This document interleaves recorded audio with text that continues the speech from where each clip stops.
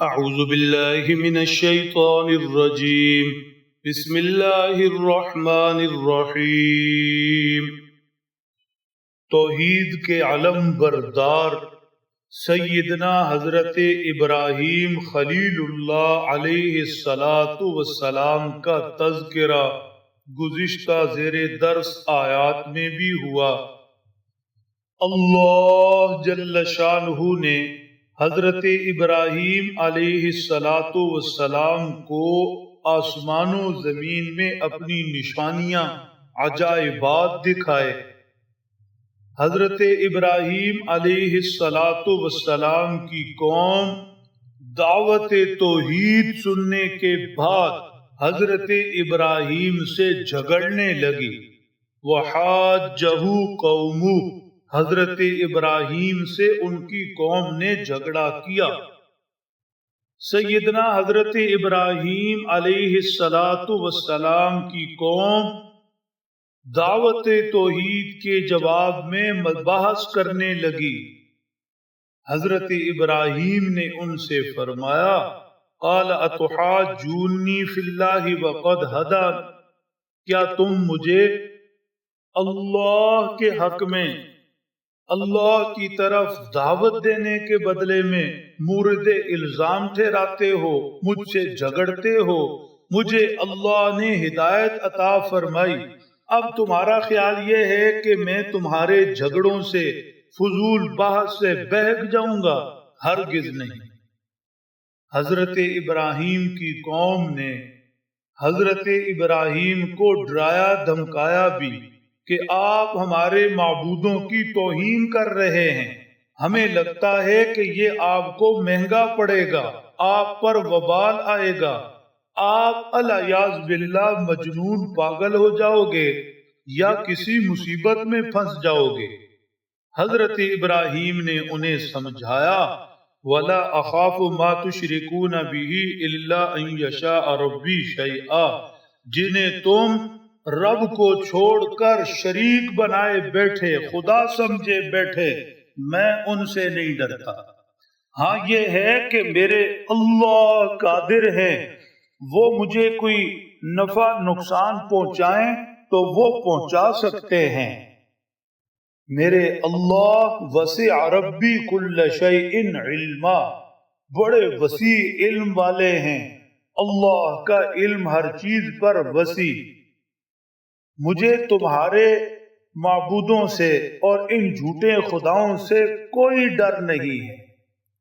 اللہ جل شانہ مجھے جس حال میں رکھیں وہ خوب جانتے ہیں۔ مجھے اپنے جھوٹے خداؤں سے مت ڈراؤ جن کے ہاتھ نہ نفع نہ نقصان۔ میرے اللہ ہر چیز کو ازرو علم جانتے ہیں، کس کو کس حال میں رکھنا ہے۔ اگر مجھے اللہ کسی آزمائش میں ڈالیں تو اللہ کی قدرت ہے۔ افلا تتذکرون، کیا تم نصیحت نہیں پکڑتے؟ یہ سارا کچھ تمہیں سمجھ نہیں آتا۔ وَكَيْفَ أَخَافُ مَا أَشْرَكْتُمْ وَلَا تَخَافُونَ أَنَّكُمْ أَشْرَكْتُمْ بِاللَّهِ مَا لَمْ يُنَزِّلْ بِهِ عَلَيْكُمْ سُلْطَانًا، میں تمہارے جھوٹے خداؤں سے کیوں کر ڈروں؟ ڈرنا تو تمہیں چاہیے اللہ قدرتوں والے کی پکڑ سے۔ تم اللہ کے ساتھ ایسے بتوں کو شریک کر رہے ہو جن پر تمہارے پاس کوئی دلیل بھی نہیں۔ اب اگر سمجھو تو بتاؤ کہ ہم میں سے کون مامون و محفوظ ہے، کسے ڈرنا چاہیے اور کسے بے فکر ہونا چاہیے؟ بے بس بتوں کی مخالفت کرنے والا وہ محفوظ ہے، وہ ڈرے، یا پھر اللہ سارے جہان کے مالک قدرتوں والے کو چھوڑ کر بتوں کو پوجنے والے انہیں ڈرنا چاہیے؟ کون مامون و محفوظ ہے، فیصلہ کر لو۔ فَأَيُّ الْفَرِيقَيْنِ أَحَقُّ بِالْأَمْنِ إِن كُنتُمْ تَعْلَمُونَ، سوچ لو کون سا فریق زیادہ امن کا، محفوظ رہنے کا، بے فکر ہونے کا حقدار ہے اگر جانو تو۔ فیصلہ کن بات یہ ہے، الذین آمنوا، جو ایمان والے ہیں، وَلَمْ يَلْبِسُوا إِيمَانَهُمْ بِظُلْمٍ، اور اپنے ایمان میں وہ ملاوٹ نہیں کرتے، اپنے ایمان میں انہوں نے کوئی نقصان شرک نہیں ملایا۔ اولئک لہم الامن، یہی لوگ ہیں مامون و محفوظ، بے فکر۔ وہم مہتدون، یہی لوگ ہیں سیدھی راہ پر چلنے والے، ہدایت پائے ہوئے۔ جنہوں نے سچے دل سے ایمان قبول کیا، ایمان کے ساتھ شرک کو نہ ملایا، یہ لوگ سیدھی راہ پر، یہ لوگ امن و حفاظت میں۔